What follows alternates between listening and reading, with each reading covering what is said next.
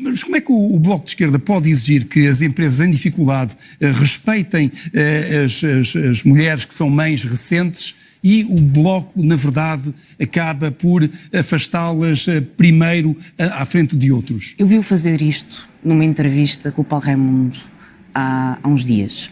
Perguntar 10 vezes a mesma coisa para tentar que não se fale. Isso é uma pergunta diferente. O que eu quero falar é sobre tetos às rendas para proteger as pessoas e quero falar sobre taxar milionários em Portugal. Muito bem, se não quer falar então sobre esse caso, está no seu direito e iremos respeitá-lo naturalmente. Calorosas saudações, e depois da entrevista de ontem, eu acho que era mais provável convencer a Mortágua a meter like nos meus vídeos do que a responder a algumas das perguntas do José Rodrigues dos Santos. Ora, meus amigos, vamos tentar convencer a Mortágua, portanto, metam like neste vídeo e subscrevam o canal para chegarmos aos 70 mil subscritores e partilhem também nas vossas redes sociais. Relembro que tem o código SOUSA10 na Prozis para 10% de desconto no segundo link da descrição. Ora, Mariana Mortágua foi ontem entrevistada na RTP, no ciclo das entrevistas que a RTP tem feito. Eu tenho tentado reagir a praticamente todas. Reagi ao Pedro Nuno, ao André Ventura, agora à Mariana Mortágua, Rui Tavares. Pelo menos tenho tentado fazer a quase toda a gente sempre que se justifique. E portanto vamos agora rever aqui os melhores momentos, mas a entrevista não é muito grande, portanto vamos vê-la na íntegra. Sem mais demoras, comecemos. O Bloco de Esquerda chamou para as suas listas 3 históricos do partido, Francisco Louçã, Fernando Rosas e Luís Fazenda. Significa isto que a sua geração falhou? Não, significa que a minha geração está mais forte e é a única que o pode fazer. Não há nenhum outro partido que possa fazer o que nós fizemos, que é juntar nas mesmas eleições diferentes gerações que acrescentam força ao Bloco e fazemos-lo porque compreendemos o mundo em que vivemos e compreendemos como o mundo está a mudar. E basta ligar o telejornal da RTP e ver as notícias dos Estados Unidos a quererem invadir a Groenlândia ou do Trump a dividir o mundo com o Putin e a Ucrânia com o Putin, o que dá poder a Putin para dizer se há ou não há um governo legítimo na Ucrânia, é porque este mundo está a mudar e é hoje um sítio muito mais perigoso que a esquerda tem que juntar toda a força. Foi isso que nós fizemos. Esta é a justificação. Enfim, a Mortágua está claramente, e bem, não é? Do ponto de vista da liderança dela, eu percebo, a puxar a brasa à sua sardinha e a tentar justificar a sua narrativa política. A questão é que toda a gente consegue ver, e até historicamente em partidos que já tiveram melhores momentos políticos, como é o caso do CDS, isso aconteceu. Foram buscar históricas figuras políticas do partido, as mais mediáticas, para tentarem capitalizar alguns votos. Se isso vai acontecer ou não, não faço ideia. Colocar o Francisco Louçã em Braga talvez seja eleito. Braga é o 4º distrito do país com mais deputados a eleger para o Parlamento. É possível que sim. Agora, isto parece-me claramente não um falhanço. O José Rodrigues dos Santos coloca a questão, a sua geração falhou. Eu não acho que é uma questão da geração da Mariana Mortágua. Não é a Mariana Mortágua em si, não é o Fábio Figueiredo, não é a irmã dela, não é a Joana Mortágua. Não são eles em si que falharam. É o tempo que vivemos hoje, não é o tempo para as ideias progressistas do Bloco de Esquerda. Não se adequa. E nem as macronarrativas. O Bloco de Esquerda não se atualizou. Sofreu quase uma PCP-ficação, se me faço entender. Só que mais moderna. Mas não acha que isto pode dar uma imagem de que o partido não tem uma renovação forte? Eu sou coordenadora do Bloco de Esquerda. O Bloco de Esquerda tem o grupo parlamentar mais jovem da Assembleia da República. Foi o partido que mais conseguiu renovar a sua geração. Foi o único partido em Portugal em que uma mulher sucedeu uma mulher na coordenação. A força do Bloco é saber ler o momento em que vivemos e saber compreender como estas eleições não são a repetição de mais umas eleições. É um momento decisivo na democracia. Há 50 deputados do Chega na Assembleia da República, há um presidente norte-americano com uma política fascisante e autoritária, e se a esquerda não é capaz de se unir neste momento, de trazer toda a sua força, então não compreendeu o momento. Nós compreendemos. E por compreendermos o momento, queremos o Francisco Louçã, o Fernando Rosas e o Luís Fazenda no Parlamento. Eu lamento, mas não compreenderam o momento. Primeiro, eu continuo a achar, e vou sempre dizer isto, que é ridículo. As pessoas podem não gostar do Trump ou discordar da política externa e está tudo ok com isso, faz parte de nós discordarmos. Agora, utilizar fascisante, fascista, seja esses termos relativos à história passada do fascismo em si, é ridículo e ao mesmo tempo perigoso. Ridículo porque, em primeiro lugar, não é. Trump já foi presidente dos Estados Unidos, já saiu de presidente dos Estados Unidos, voltou a ser presidente dos Estados Unidos, portanto, o processo democrático manteve-se sempre.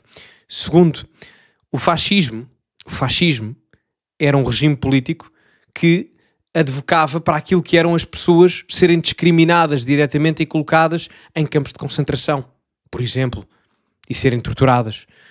Com todos os defeitos que o Donald Trump possa ter, ou que as pessoas possam achar que o Donald Trump tenha, ele não faz propaganda política a que esse tipo de atrocidades aconteça. Portanto, é importante nós sabermos distinguir as coisas. Uma coisa é alguém ideologicamente oposto a mim, outra coisa é eu estar a caracterizar como fascista um regime completamente sanguinário a alguém com o qual eu discordo.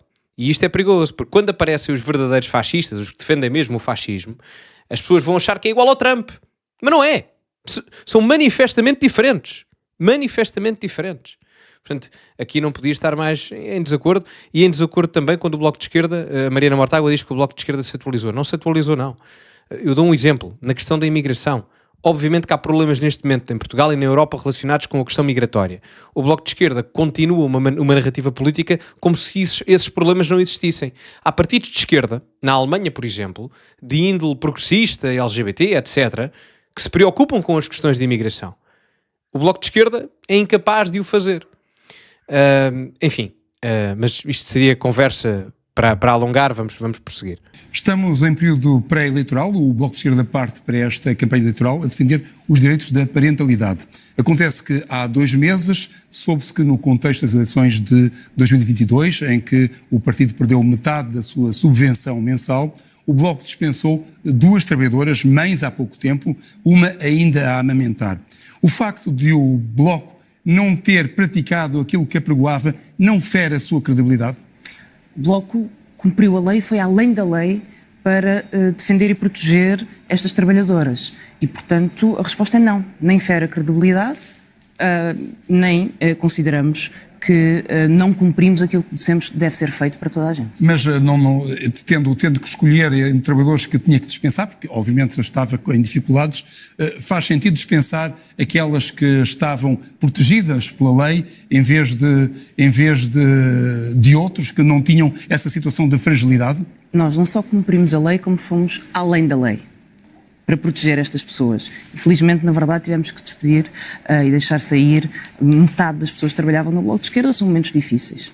Mas quando diz que as protegeu, elas já iam beneficiar de uma indemnização. Esta é que é a verdade. E, portanto, não tiveram essa indemnização porque tiveram o contrato que prolongou. Estas trabalhadoras foram protegidas. Eu tive a oportunidade de esclarecer este tema várias vezes ao longo dos últimos 2 meses.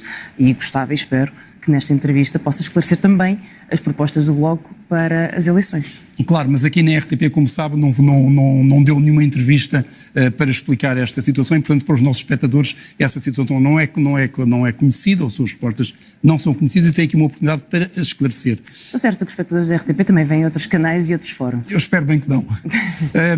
Mas como é que o Bloco de Esquerda pode exigir que as empresas em dificuldade respeitem as mulheres que são mães recentes e o Bloco, na verdade, acaba por afastá-las primeiro à frente de outros? Eu vi-o fazer isto numa entrevista com o Paulo Raimundo há uns dias. Perguntar 10 vezes a mesma coisa para tentar que não se fale sobre outros temas. Eu quero falar sobre as propostas do Bloco para as eleições. Tive a oportunidade de esclarecer tudo o que me pediu, perguntou-me se afetava a credibilidade, dizia que não, perguntou-me se cumprimos a lei, disse que sim, e disse-lhe ainda fomos além da lei.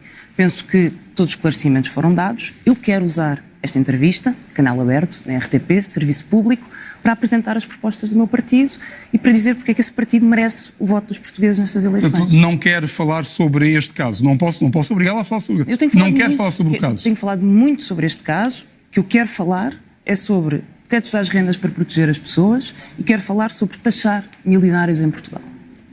Muito bem, se não quer falar então sobre esse caso, está no seu direito e iremos respeitá-lo naturalmente. Bem, é assim, várias coisas, eu deixei este segmento correr para se ver tudo seguido. Primeiro aspecto, aqui alguém está a mentir. Ou a Mariana Mortágua de março de 2025 está a mentir, ou pelo menos a omitir, ou a Mariana Mortágua de janeiro de 2025 ou dezembro de 2024, esses meses quando saiu o escândalo das mães despedidas, está a mentir. Uma das versões da Mortágua está a mentir, por uma simples razão. Quando a Mariana Mortágua aqui diz que fez tudo bem e que não afeta a credibilidade do partido, atenção, mesmo que tenha feito tudo bem nos términos legais, vamos assumir isso. Vamos ser simpáticos na análise. Está tudo ok do ponto de vista legal. Pronto, assumimos isso, certo. Doutora Mariana Mortágua, tudo certo do ponto de vista legal. Mas, mediaticamente, manchou a credibilidade do partido. E a Mariana Mortágua, na altura, quando rebentou a polémica, veio a público não sei se foi nas jornadas parlamentares, numa conferência de imprensa, enfim, estava num púlpito e disse: bom, pedimos desculpa, erramos e errar é humano. Ora, um erro destes, que envolve os direitos das mães, das mulheres, etc., claramente é um pontapé na credibilidade de qualquer partido político, principalmente daqueles que fazem isso a sua bandeira política. Principalmente o Bloco de Esquerda. Ou seja, dizer que, pronto, vamos assumir que legalmente está tudo bem. Agora, vir dizer, nesta entrevista, como disse aqui, que não afetava a credibilidade do partido, claramente que afeta. Claramente que afeta. E a própria Mariana Mortágua reconheceu isso quando veio dizer a público que erraram. E se erraram, claramente houve uma descredibilização do partido, nomeadamente numa área-chave de macronarrativa política do Bloco de Esquerda. Dizer que não, enfim. Por outro lado, também quero ser justo e dizer que compreendo a Mariana Mortágua em determinado aspecto, quando faz aqui a comparação com o Paulo Raimundo e dizer não quero falar só sobre isto. Porque eu também disse, na entrevista ao Paulo Raimundo teve muito mal, não é essa a questão. Mas eu dei razão ao Paulo Raimundo por ele dizer que só se falou de um tópico. E eu acho que era muito mais proveitoso falar-se de questões de governação. E aí concordo com ela, ok? Mas, vejamos, o José Rodrigues dos Santos perdeu 1 minuto e meio a falar disto. Nem começou a entrevista por aí, começou por outro tópico, falou 1 minuto e meio disto. Portanto, eu não sei se ele pretendia falar deste tópico até ao fim, não o posso acusar ou não acusar disto, porque eu não tenho acesso ao papel que ele tem à frente dele para coordenar e conduzir a entrevista, mas a realidade é que não me parece que fosse esse o plano, e parece-me também que ele ia falar de aspectos de governação. E a Mariana Mortágua estava um bocado desconfortável com este tópico, como também já ficou em outras entrevistas, nomeadamente na SIC Notícias. E isto pode ser uma pedra no sapato para o Bloco de Esquerda, mas vamos ver. O Bloco de Esquerda nas sondagens está manifestamente mal. E as prestações da Mariana Mortágua não têm sido más, mas não têm sido propriamente boas. O Rui Tavares garantidamente vai capitalizar com esta prestação mediana da Mariana Mortágua em termos de voto, não tenho a menor dúvida. Justamente temos perguntas a fazer sobre o caso, sobre as propostas do Bloco de Esquerda para o limite máximo para as rendas. E a minha pergunta é esta: dê-me exemplos de casos em que os limites nas rendas, enfim, resultaram? Fizeram aumentar o número de casas disponíveis no mercado de arrendamento. Amsterdão neste momento tem limites às rendas e não me parece que tenha um governo socialista na sua gestão. Tem até um sistema muito interessante. É um sistema de pontos em que por cada tipologia de casa são atribuídos pontos e depois há uma renda máxima que é permitida. Limites às rendas é a proposta mais sensata que nós podemos propor e é a única que permite aceder à habitação. A ideia de que há muitas casas disponíveis neste momento é uma ideia falsa, porque as pessoas não conseguem arrendar uma casa. E é por isto que estamos a ver pessoas a pagar 150 euros para viverem num vão de escada. Existem 30% do parque habitacional em Portugal são casas ou que não estão habitadas, ou então que são casas de segunda, enfim, de férias. Portanto, na verdade, estas casas estão disponíveis. Em teoria, são possíveis, não estão no mercado. Não diga que quer ir fazer uma requisição obrigatória dessas casas para pôr no mercado. Não estou a dizer isso. A questão que se coloca aqui é se este projeto vai convencer as pessoas que têm esses espaços que existem a arrendar. A alugá-los. Neste momento já não põem essas casas a alugar. Mas podem não querer, a questão... Repara, mas, doutora Mariana Mortágua, com todo o respeito, a questão é mesmo essa. Se as pessoas podem ter uma segunda habitação, não é? Para férias ou para passarem um fim de semana de vez em quando querem descansar um bocado. E atenção, a casa é delas. A questão é, se sem limite às rendas já não estão a alugar, o que é que garante que com o limite às rendas vão passar a alugar? Se essas pessoas usam a casa para segunda habitação, ou para no futuro darem aos filhos, ou para férias de vez em quando, ou um fim de semana ali ou acolá, e não a alugam, sem tetos máximos de renda para poderem lucrar com isso, porque estão a substituir qualidade de vida e tempo livre por dinheiro, capital financeiro, é o custo de oportunidade. Ciência económica sabe perfeitamente o que isso é. Se sem teto de renda, sem preço máximo para isso, para essa troca de qualidade de vida e de possuir bens físicos, já não o fazem, o que é que garante que com um teto de renda isso vai fornecer aluguer a outras pessoas? É exatamente o oposto. Se sem teto máximo não estão a alugar, com teto máximo ainda menos o farão. A realidade é essa. Ou seja, até pode ter a melhor intenção do mundo, simplesmente é um desincentivo à oferta brutal. É a mesma coisa há 2 anos atrás, ou o que é que foi? Já não sei se foi o Bloco de Esquerda, ou o Chega, ou o PCP, já não me lembro. Foi na altura do início do processo inflacionário aqui na Europa. Alguém propôs limitar os lucros dos supermercados. Ou seja, limitar os lucros excessivos. Ainda que estou para perceber o que é um lucro excessivo. Isto para dizer que limitar os lucros excessivos, o que vai fazer no final do dia é aumentar também a inflação, ou seja, até vai acabar por ter o efeito inverso, porque é um desincentivo à oferta. Ora, se a oferta vai diminuir devido a esse desincentivo e a procura mantém-se, significa que o preço vai aumentar. Portanto, isto até pode ter a melhor intenção do mundo, e até acredito que sim, mas a questão é, não resulta. Massificadamente, num país inteiro, não resulta. As casas que estão a alugar têm preços que não são compatíveis com os salários em Portugal. Ninguém consegue pagar 1.200 euros por um T1 ou um T2 em Lisboa, porque as pessoas ganham o salário mínimo ou até 1.000 euros. A maior parte é a realidade dos portugueses. E o que está a acontecer com a crise da habitação é que uma pessoa que trabalha a tempo inteiro neste momento é pobre. Nós temos em Portugal uma maioria de pessoas que trabalham a tempo inteiro e não conseguem viver com dignidade, quer dizer, têm a sua dignidade certamente, mas não conseguem pagar uma casa. Eu hoje estive na Futurália e falei com vários jovens. E falei com uma jovem que vive em Faro e que não consegue sair de casa dos pais. Até gostava, não consegue, porque não consegue pagar uma casa. A situação e a dificuldade da situação da habitação é conhecida, é um problema sério, é um problema não apenas português, é um problema geral, no resto da Europa e noutros países, embora aqui seja um pouco mais grave. Mencionou o caso dos Países Baixos, que de facto controlaram as rendas em 2022. No entanto, um estudo citado pela Bloomberg refere que depois dessa lei ter sido aprovada, diminuiu o número de casas no mercado de arrendamento. Ora, aí está, não é? O exemplo de Amsterdão eu não conheço bem, conheço o de Viena e o de Berlim, embora sejam diferentes. O de Viena é o melhor, mas o de Viena é diferente, não colocou propriamente um teto máximo, simplesmente disponibilizou mais habitação pública. Antes da Mariana Mortágua responder, eu queria só dizer que relativamente ao processo da habitação, ao problema da habitação em Portugal, eu acho que tem que haver aqui uma articulação geral entre as próprias empresas e o governo português num aspecto.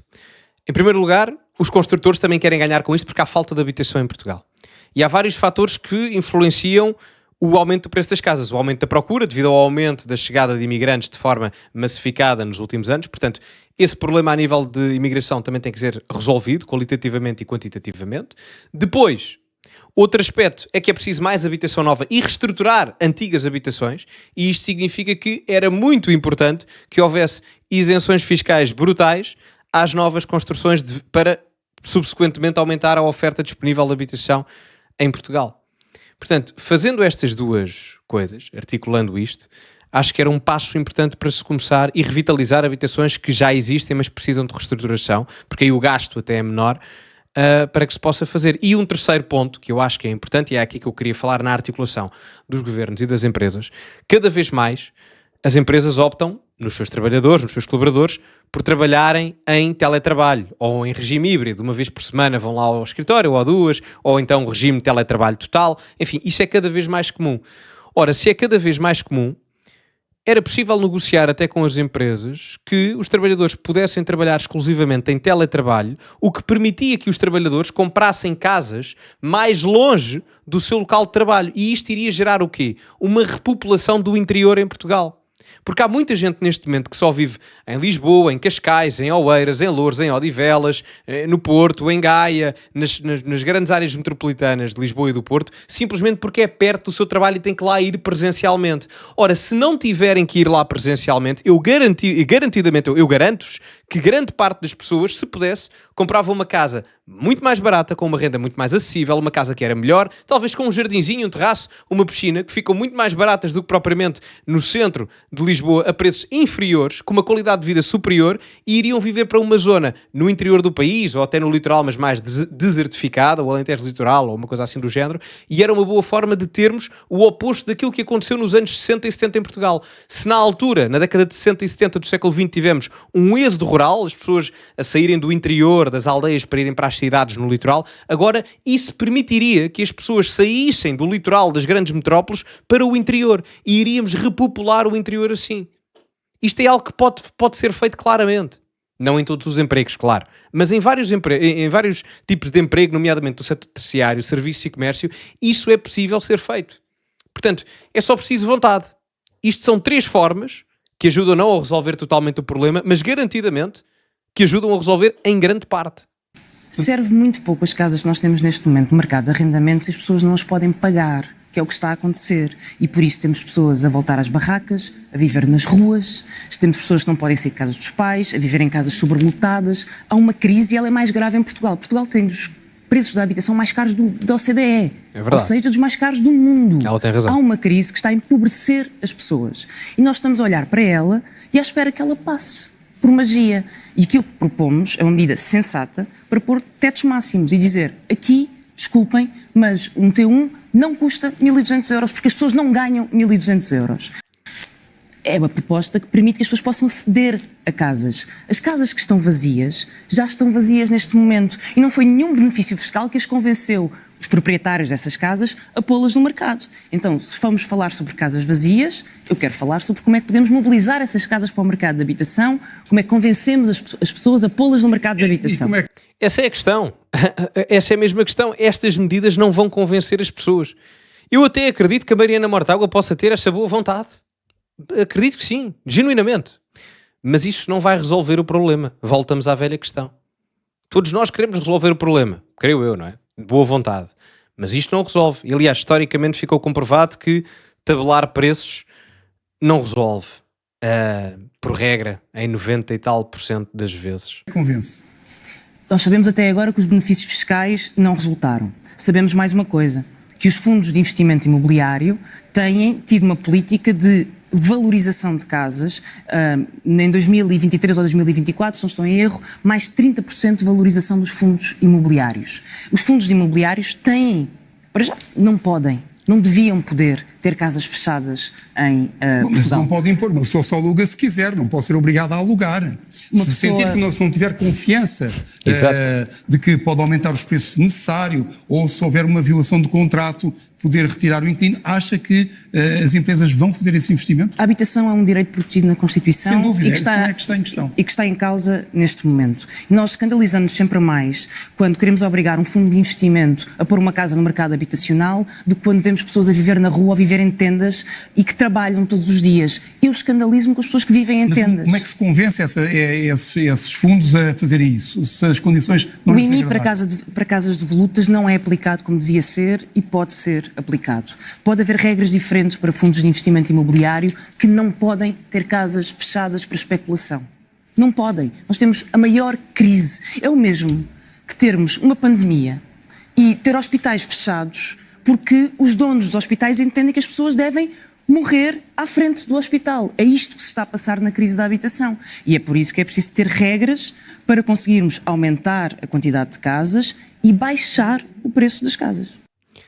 Não se vai baixar o preço das casas a tabular os preços ou limitar preços, não vai. Também não se vai aumentar rendimento disponível, aumentando subsequentemente o poder de compra das pessoas para terem mais facilidade a obter casas. E o exemplo que a Mariana Mortágua aqui dá, de as rendas custarem todas 1.200 euros, não custam todas 1.200 euros, custam em Lisboa, não é? Ou mais, isso é a mesma coisa que dizer que todos os carros no mundo que existem são Porsche. E não é bem assim, não é? Enfim, eu discordo, não me vou alongar, ia estar a repetir o que disse aqui, mas discordo das medidas completamente, praticamente na íntegra, mas também não me surpreende que eu discorde da Mortágua nesse aspecto. Bom, digam-me a vossa opinião nos comentários, metam like no vídeo, subscrevam o canal, partilhem nas vossas redes sociais, têm o código Sousa10 na Prozis para 10% de desconto no segundo link da descrição. Ficamos por aqui e, como é habitual, acima de tudo, cultivem-se e até à próxima.